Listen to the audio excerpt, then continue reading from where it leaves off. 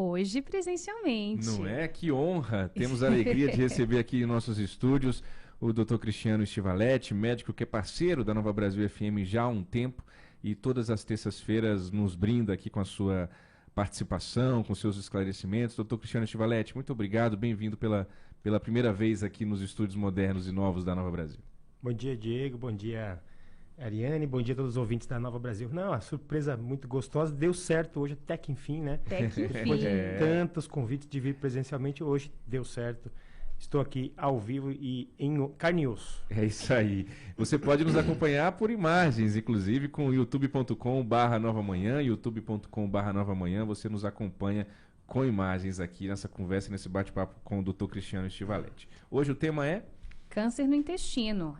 O pessoal começou a falar um pouco mais sobre essa doença por conta da cantora Preta Gil, que foi às redes sociais compartilhar com todos os fãs que depois de uma internação em um hospital lá no Rio de Janeiro, foi diagnosticada com a doença. Inclusive, ela já começou a quimioterapia. Ontem gravou um outro vídeo, compartilhou nas redes sociais como é que está se sentindo após os impactos aí da primeira sessão de químio.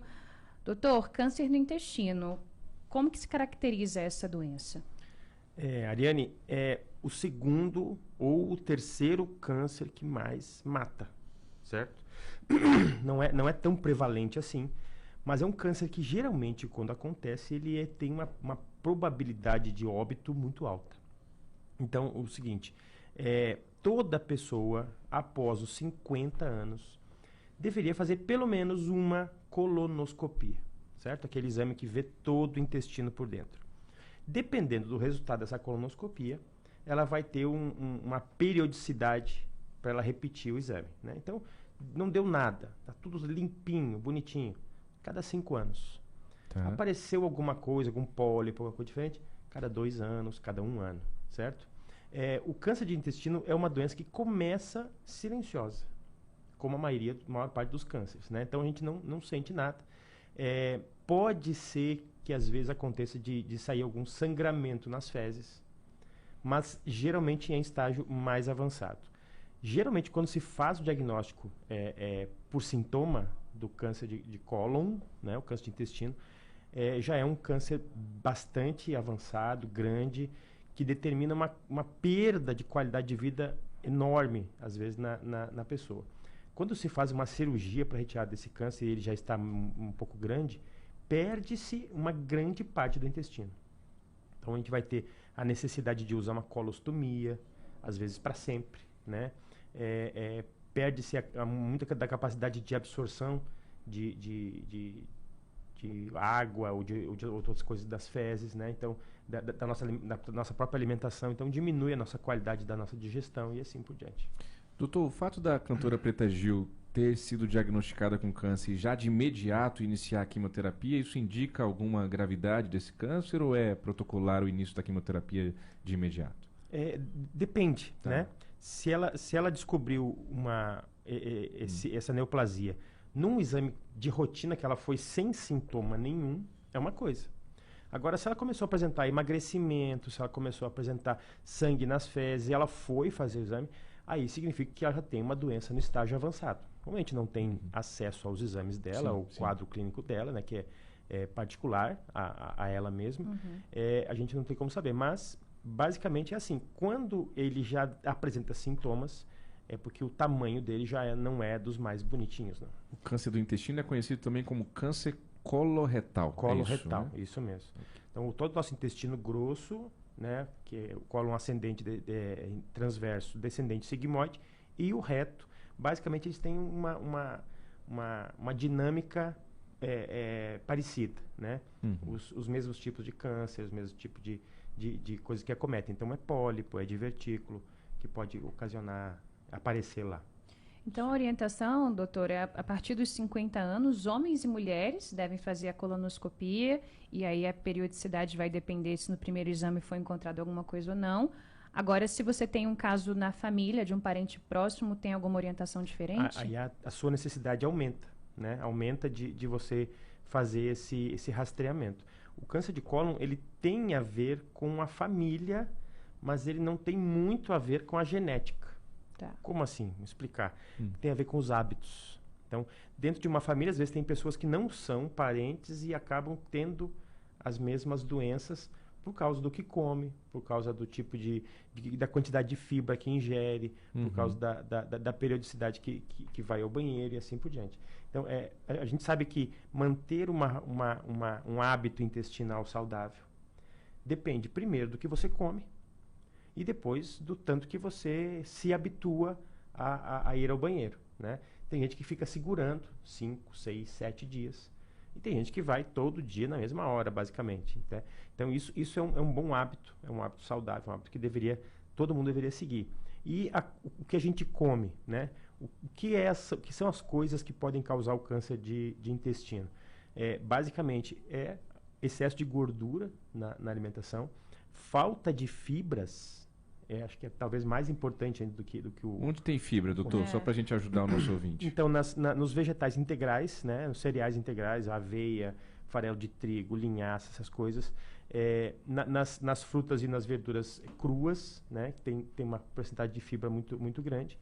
E especialmente aquelas que são consumidas com o bagaço ou com a sua polpa junto. Uhum. A gente sempre volta para os hábitos saudáveis, né, doutor? Sempre. Toda doença que a gente trata, que a gente conversa aqui no Nova Manhã Saúde, a gente volta para a questão dos hábitos alimentares saudáveis, de se evitar o sedentarismo, o tabagismo. E ter essa qualidade de vida é algo que vai se falando cada vez mais, até vira um clichê, né? O nosso ouvinte escuta isso sempre. Mas, por outro lado, me parece que vai se tornando cada vez mais difícil, né? A dinâmica da vida das pessoas não tem facilitado muito essa busca por uma qualidade de vida. As pessoas sabem o que tem que fazer, mas têm dificuldade de fazer o que tem que fazer. Na verdade, a gente está cada vez com mais facilidade de fazer. A gente sabe o que fazer, sabe o que é certo, sabe o que é mais saudável para a gente. Mas quando chega numa praça de alimentação de um shopping, 80% das pessoas ou 90% das pessoas fazem escolhas erradas. Mesmo naquela praça de alimentação, tendo possibilidade de fazer uma escolha mais saudável, né? Então tem lanches, tem sanduíches que tem uma porcentagem de vegetais muito grandes, mas a gente vê que a fila daquele que é super processado está muito maior, certo? Sim. Então, os alimentos muito processados, os alimentos com muito condimento, os alimentos que passam por um processo térmico muito agressivo. O que é um processo térmico muito agressivo? Fritura em alta temperatura, assado em alta temperatura, que tem aquela parte queimada.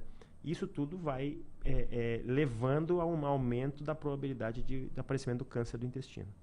Então, tenho mais duas perguntas em uma. Primeiro, com relação à colonoscopia. Eu imagino que exista ainda um grande tabu, como quase sempre existe, e resistência, especialmente por parte do público masculino, para ter acesso a exames que muitas vezes são desconhecidos ou, enfim, que estão ali no meio de brincadeira. De fato, essa resistência acontece. Queria que o senhor explicasse um pouco mais sobre, né, a importância desse exame. E depois, a cirurgia é sempre, em todos os casos de câncer de intestino, ou em alguns casos só a quimioterapia resolve, ou alguma outra terapia alternativa com medicação que se toma, não sei, como é que pode ser feito? Bom, a colonoscopia tem uma restrição, digamos assim, menor, um tabu menor do que o toque retal para câncer de próstata. Isso é fato.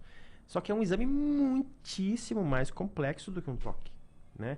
Para começar, tem um preparo todo especial para ser feito, né? No dia anterior, tem que tomar laxante, tem que fazer uma limpeza, tem que fazer uma dieta especial durante alguns dias para poder fazer o exame, certo? O exame, ainda pior ainda, o exame é feito sob anestesia geral, certo? Então, anestesia geral? Anestesia geral. Então a pessoa não vê... Em todos os casos, doutor? Em todos os casos. Não vê uma sedação, né? Que ele fica dormindo no meio do exame. Tá. É um exame que demora um certo tempo. Então é um exame muito mais complexo do que o toque retal e tem menos tabu, menos resistência. Mas é um exame que as pessoas não procuram por si só. Eu vou lá fazer uma colonoscopia. Não, você tem que ter uma orientação médica, tem que ter o médico tem que estar necessariamente se importando com o seu paciente para solicitar uma colonoscopia de rastreamento, digamos assim, né? Eu tenho um caso de câncer de intestino na família que está em tratamento ainda. E realmente, depois dos 70 anos, ele foi procurar Caramba, ajuda. 20 anos atrasado. Exatamente, Uhum. para ver o que estava acontecendo. Mas deve ser feito a partir dos 50 anos, pelo menos uma vez, para você ver como é que está seu intestino. Quanto à cirurgia, sempre é indicado ou vai Então, depender? aí depende que tamanho da cirurgia, Ah, tá. né? Então, se nós tivermos uma massa pequena, uma massa restrita, o tamanho da cirurgia vai ser pouco, vai ser pequeno, vai ser muito, muito fácil. Uhum. Se nós tivermos uma massa grande, aí a cirurgia vai ser bem maior, bem mais complexa. O Instituto Nacional do Câncer, o INCA, diz que o câncer no intestino é o segundo mais frequente no aparelho legislativo e No aparelho digestivo. Eu falei legislativo, né? Ô, repórter de política, para de pensar um pouquinho. É porque tem tudo a ver o legislativo com o que sai do digestivo. Exatamente. E o câncer é o terceiro que mais mata no Brasil. O terceiro que mais mata no Brasil. Recentemente acometeu os ex-jogadores Pelé e Roberto Dinamite. Também a cantora Simone anunciou que foi diagnosticada com câncer no intestino. O nosso ouvinte, Sérgio Alves César, Dr. Cristiano Stivaletti, nos acompanha pelo YouTube agora. Ele faz algumas perguntas.